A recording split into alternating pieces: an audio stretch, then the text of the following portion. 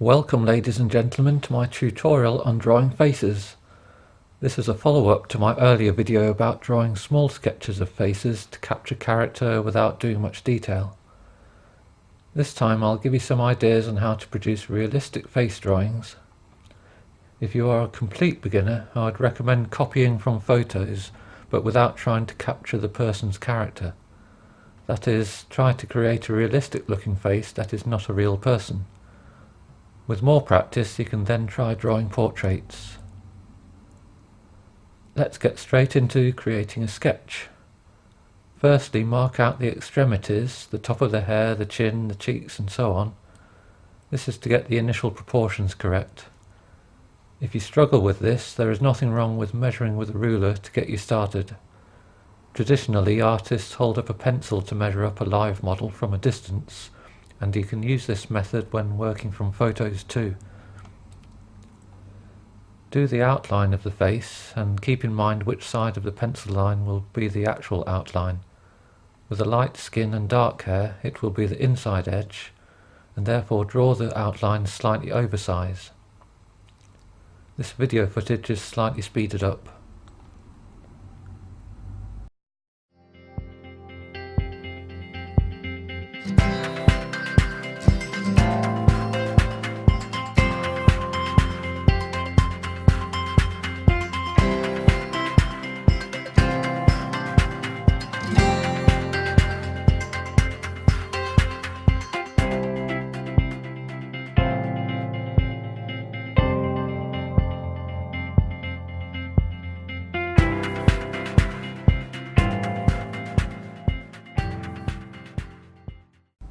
Then mark where the corners of the eyes need to be to get the position right, and then do a rough outline.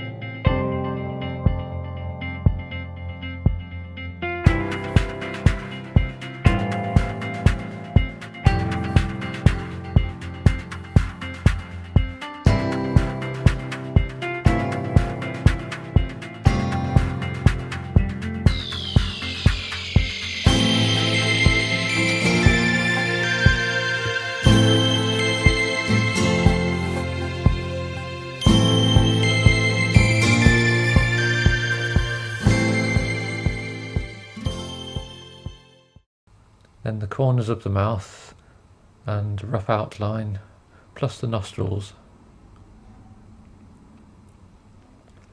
It's important to pause at various stages of the drawing and look at it from a slight distance. That helps you to spot any errors so that you can correct them before adding much shading or detail. I got the mouth a bit too low at first, erased it and then tried again. There's no cheating in my videos, you see me erasing mistakes.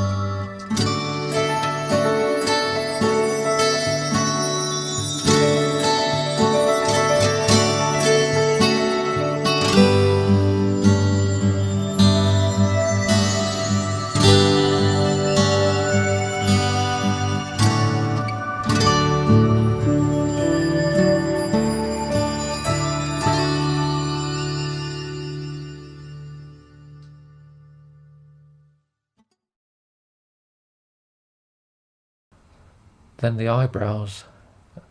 At this stage you can start to see the lady's character emerging. Once you are sure that the proportions are right, then you can add more detail.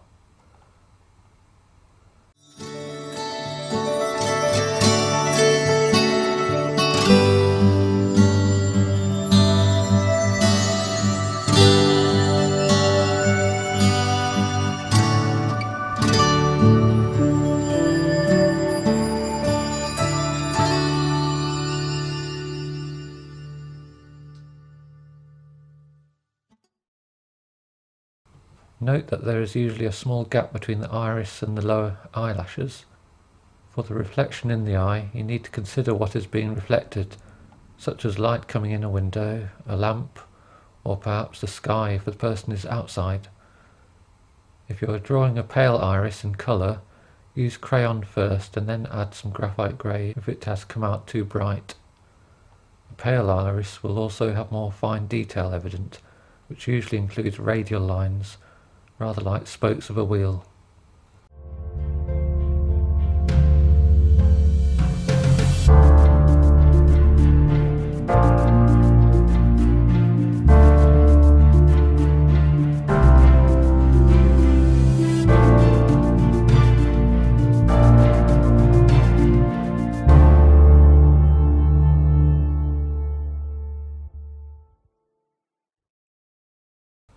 For the upper lashes, in this view they are pointing towards us, but curled upwards at their tips. Towards the outer corner of the eye, the lashes fan out a little to the side. The lower lashes are often spaced apart with a few gaps.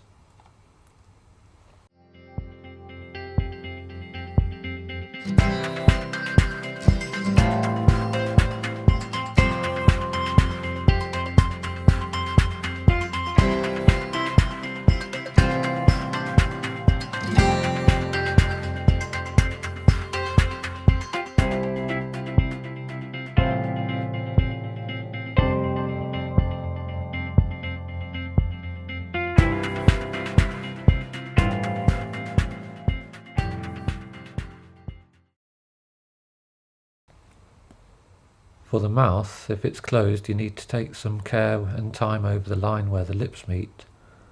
Subtleties of its shape help to give the facial expression. On this lady's mouth, the line has a series of subtle curves, and you need to get this right, both for her character and facial expression. Be careful not to draw the outline across any highlights. You might need to draw a partial outline before filling in with shading. There are usually a few random vertical crease lines, especially in the lower lip. These lips aren't very shiny, but for some drawings you will need to leave the highlights plain white. A characteristic of this mouth is the corners sink into slight dimples, which is a noticeable part of this lady's facial character. For the eyebrows, use a fine pencil to draw the individual hairs.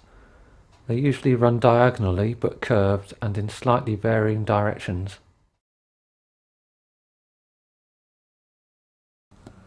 Now for her hair. Scribble in the shading following the direction of the hair fibres around the waves and turns. The highlights are not very prominent in this portrait, but if you are drawing shiny hair, you need to leave those highlighted areas as plain white, and make those white areas oversized to start with, as it is easy to add shading and reduce their size later. You can also add a few very fine lines through the highlights to represent the shadows of some hairs. I'll come back to the hair again later. This initial shading helps to show if the overall look of the portrait is right. It is easier to make corrections before adding dark shading and much detail.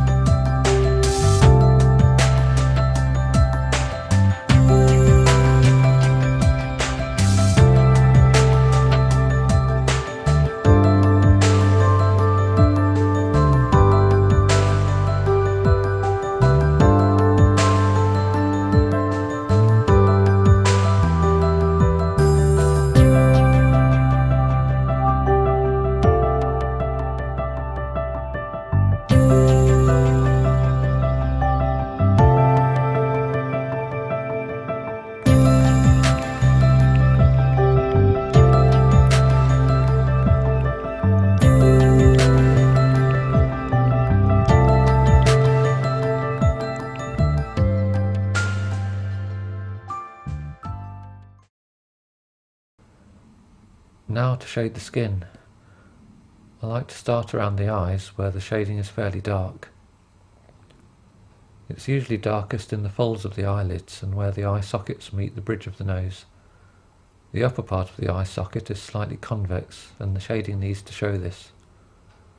Eyeshadow on a lady often emphasises this characteristic. Shading around the nose is very subtle and varies depending on the lighting.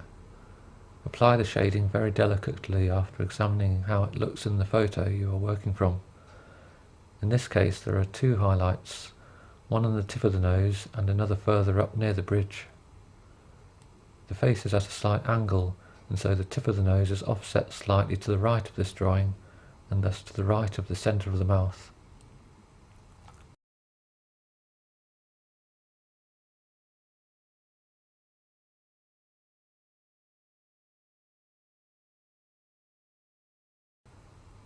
Shading around the mouth is also subtle, but important to get right.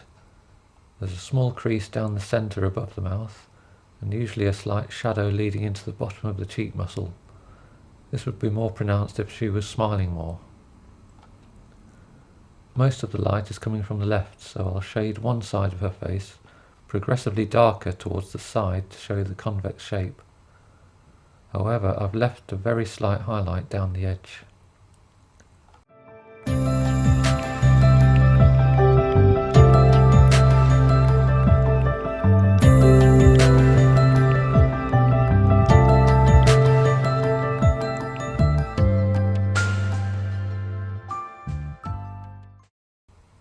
Shading under her chin, there is a slight shadow of her chin on her neck. The front neck muscles can be seen at the base of the neck where they attach to the collarbones.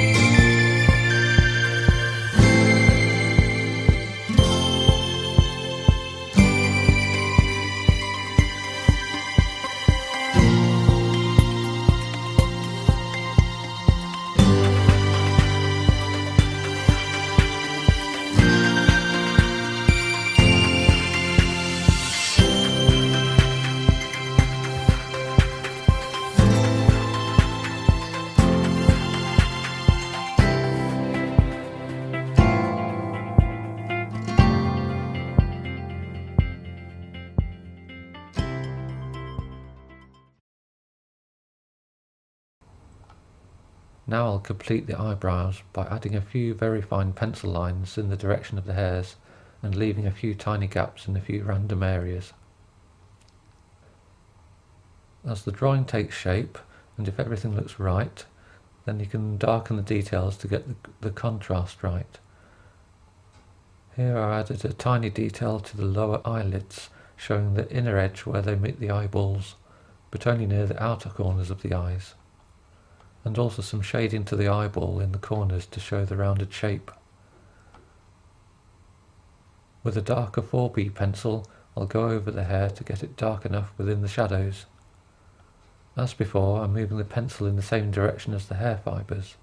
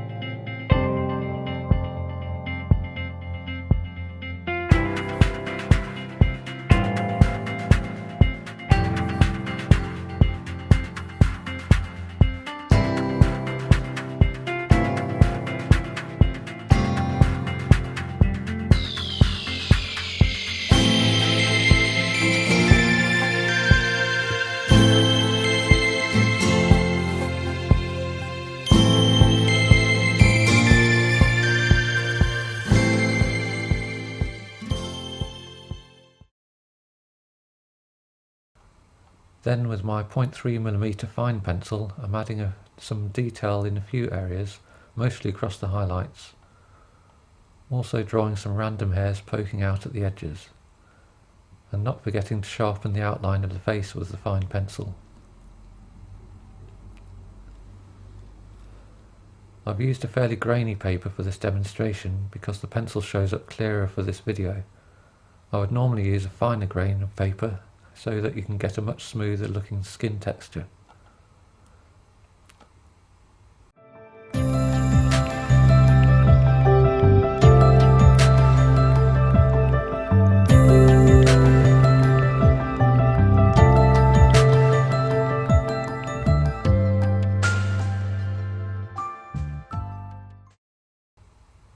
Here's a profile photo of the same lady. A profile portrait can be fun to do because it is a bit easier and quicker to create. Much of the shape is drawn in outline rather than subtle shading. It also helps you to understand the proportions of a face. Note that the mouth is well forward of the bridge of the nose and that the lower lip is slightly rearward of the upper lip. The chin is slightly further back. These are very common proportions. Her face is viewed at a slight angle rather than exactly in profile, and this makes a more attractive composition. You can see a little of her right eyebrow and eyelashes, plus the curvature of her lips. Notice that her eye is smiling. The lower eyelid is almost straight and horizontal, while the upper lid curves and slopes down. The bend in the eyebrow is quite pronounced because of the shallow angle of our viewpoint. The outline of her chin and neck has some subtle curves. It tucks in under the chin and curves out very slightly before bending downwards into the neck. That's all for my faces tutorial. Here's a general drawing tip that might be interesting. Your ability to draw by copying what you are looking at depends a lot on how well you already understand in your mind how it looks. To explain that better, try copying something from a photo. Choose a subject that you are familiar with, whether that's a jug, a house, a dog or whatever, but view the photo sideways up and see if you can create the drawing also sideways up. It is very hard, yet if you do everything the right way up as normal, it is far easier. That demonstrates that you are not replicating an image in a way a copying machine does. What it shows is that you need a good understanding of what things look like before you draw them, even if you have the object in front of you. That is why I emphasize observing how things look as much as practicing drawing. That's all for now. Please check out my other tutorials and time-lapse demos. Thank you for watching.